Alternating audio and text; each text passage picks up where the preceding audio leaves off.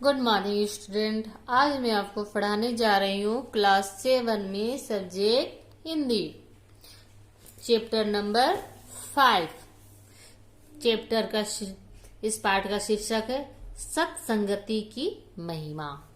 सत्संगति का अर्थ होता है अच्छी संगति। जब हम अच्छी संगति में यानी अच्छे लोगों के साथ में रहते हैं तो हम कुछ अच्छी अच्छी चीजें सीखते हैं।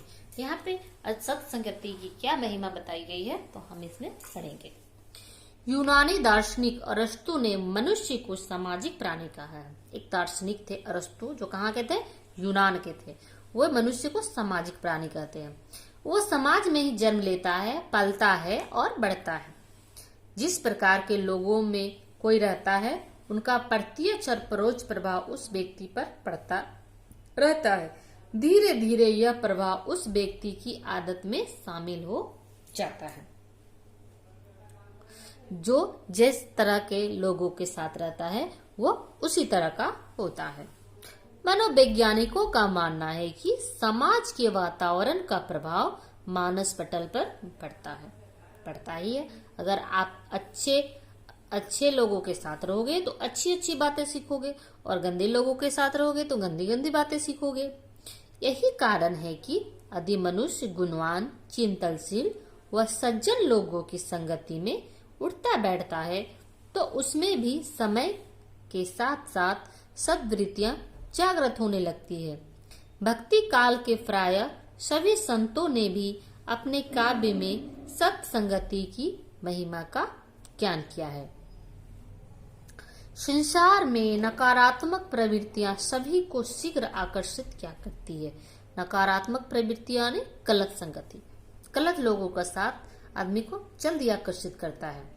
उनका प्रभाव अस्थायी तो नहीं होता, परंतु फिर भी उनका क्षणिक प्रभाव मानव मन की विकृति की ओर ले जाने की क्षमता रखता है। और ये जो प्रभाव होता है हमेशा के लिए नहीं होता है, लेकिन कुछ पल, कुछ देर के लिए इंसान भटक जाता है। युवा अवस्था में इसकी अहम भूमिका होती है। अक्सर देखा गया है कि नवयुवक अपनी कुछ संगत के कारण ही विभिन्न प्रकार के नशों के गुलाम बन जाते हैं।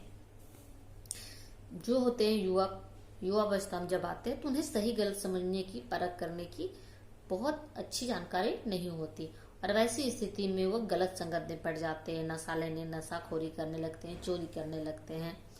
तो ये क्या होता है? संगत का असर होता है। बालक जब सामाजिक जीवन में प्रवेश करता है तब उसका मन कोमल व पवित्र होता है।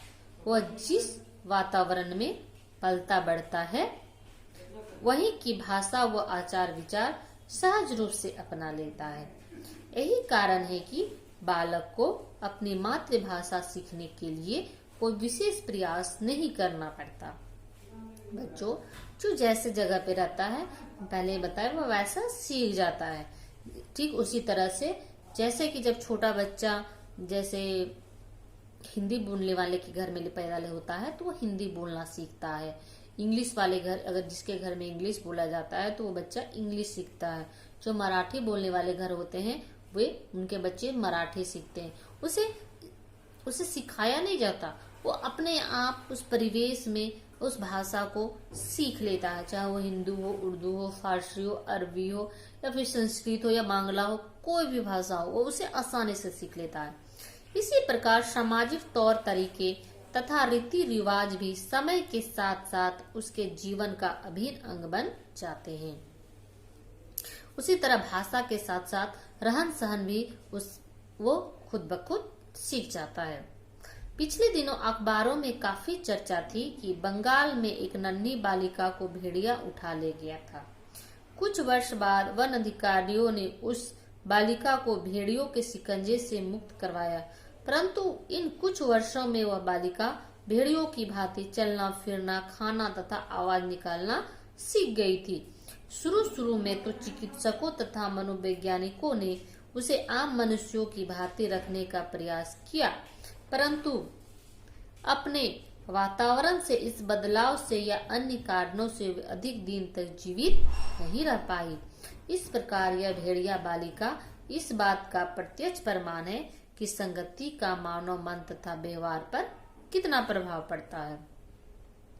एक बालिका थी, एक बच्ची थी जिसे भेड़िए उठा ले जाते हैं और जब कुछ साल वह जंगलों में रहती है तो उन्हीं लोगों की तरह व्यवहार करना सीख जाती है।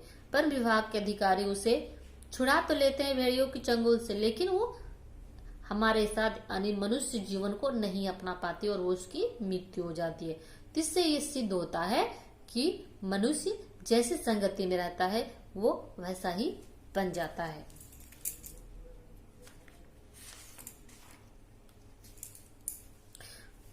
तो बच्चों, इसे आज हम यहीं तक पढ़ेंगे, अगली क्लास में हम इसको पूरा करेंगे। तो तब तक के लिए आप इसको अपनी कॉपी में नोट करेंगे इस पूरे चैप्टर को और साथ ही साथ इसको पढ़ेंगे और कहानी को समझने की कोशिश करेंगे। ये आपका होमवर्क है। Thank you.